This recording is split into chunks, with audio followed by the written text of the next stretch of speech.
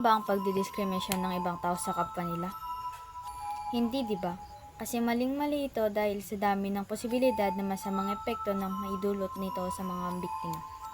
Ni minsan iyo bang naiisip ang ano kaya ang pakiramdam ng mga naging biktima ng ganito? Hindi makatarungang gawain ng mga isang tao laban sa kapwa niya.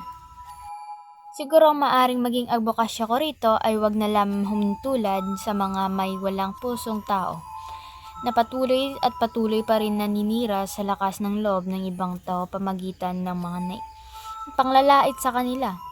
Hindi natin ni maikaangat ang mga bagay-bagay na ginawa natin katulad ng lamang ang pagdidiskriminasyon sa kapwa. Kasi maling-mali ito sa ginawa tayo ng Diyos na may kanya-kanyang itsura, katangian, kaya ang sarili mo lamang ang iyong sisipin at huwag makialaman sa ibang tao na walang kamalay-malay.